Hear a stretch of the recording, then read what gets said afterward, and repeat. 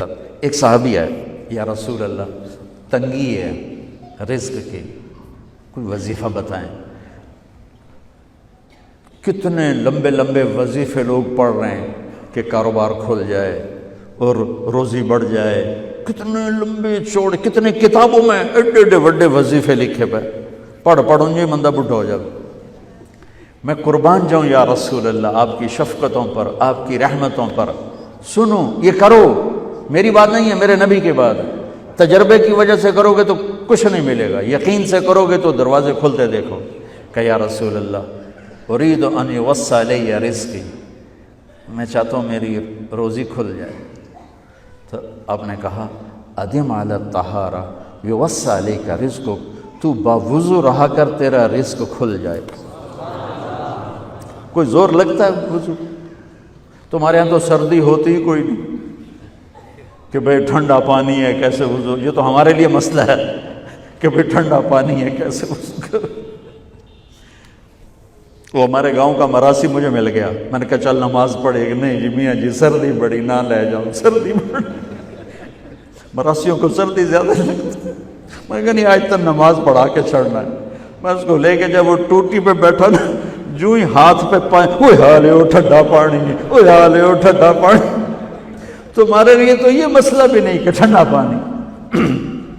میرے نبی کی یہ سارا مجمع لے لو، یہ اوپر مستورات لے لیں، ادم علی الطہارہ یوسع علیک رزقک، میرے نبی نے فرمایا باوضو رہنا شروع کر دے، اللہ تیرا رزق کھول دے گا۔ اب یہ اللہ رسول کی آپس کی بات ہے تو میری بات ہوتی تو دیوار پہ مار دو، تجربہ کرو۔ نبی کی بات کو تجربہ کر کے نہیں کرتے، یقین کے ساتھ کرتے ہیں۔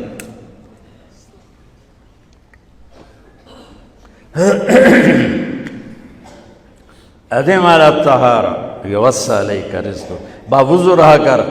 اچھا باوضو رہنے کے اور فائدے، اللہ پیار کرتا ہے، شیطان ڈرتا ہے، اور وضو ہوگا تو نماز آپ ہی پڑھی جائے گی، چلو یار وضو ہے 4 فرض ہی پڑھ لو گی۔ ایک دفعہ شیطان آیا ہمارے نبی سے ملنے، تو آپ نے اس سے پوچھا تیرے دشمن کتنے؟ کہنے لگا 15۔ آپ نے فرمایا کون کون ہے؟ کہنے لگا پہلا تو تھوڑا ہی نمبر ہے، پہلا نمبر تو تھوڑے نال میرا لگو ہے۔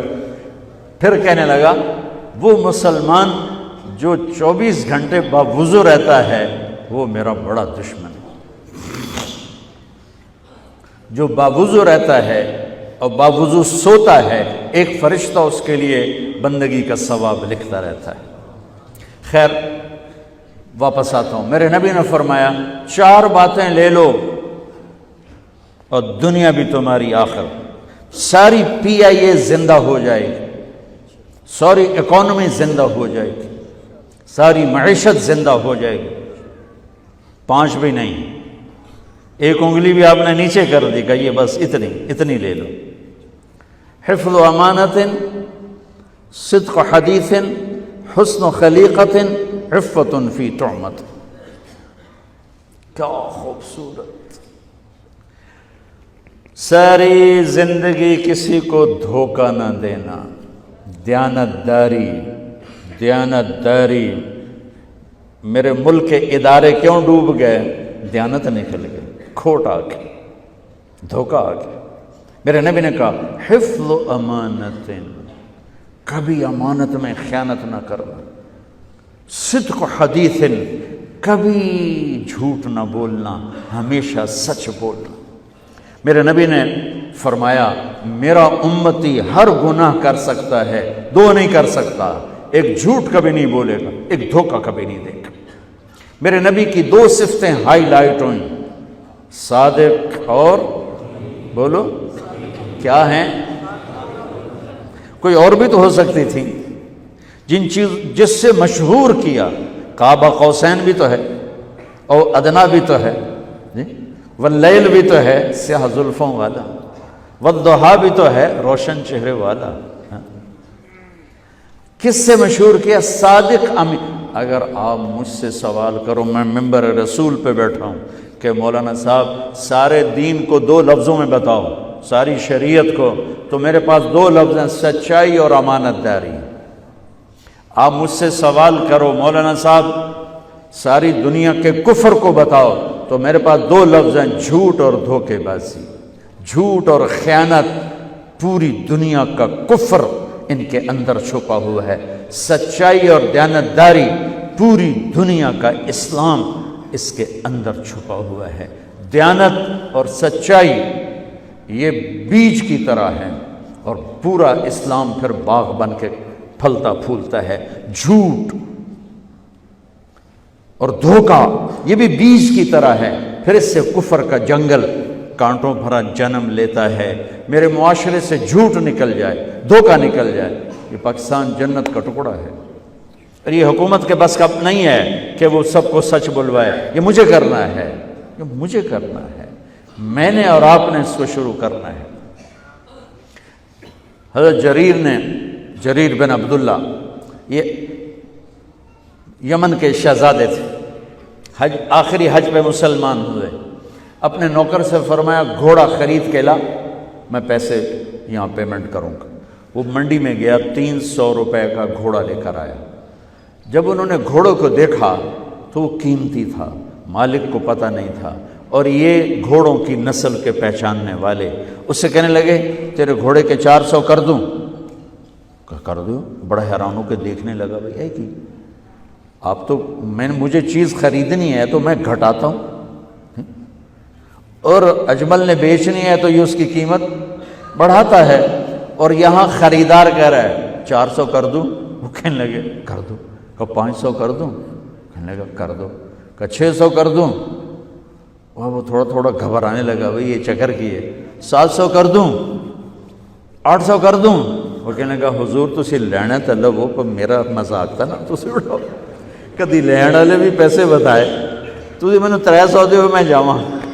کہنے لگے اس کو 800 دے دو اور گھوڑا باندھ دو۔ وہ حیران، خوشی سے چھلانگے مارتا ہوا گیا۔ تو جب وہ چلا گیا تو نوکر نے پوچھا میں جب 300 میں سودا کر کے آیا تھا تو 500 کس خوشی میں بڑھائے؟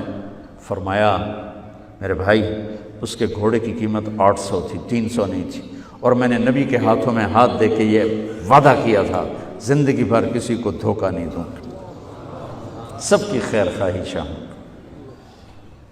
تو بھائیو میرے اداروں میں کس ٹیلنٹ کی کمی نہیں، صلاحیتوں کی کمی نہیں، دیانت کی کمی ہے، قوت عمل کی کمی نہیں، سچائی کی کمی ہے۔ حجاج بن یوسف ایک ظالم گورنر گزرا ہے، اس کے خلاف بغاوت ہوئی، وہ ناکام ہو گئی۔ تو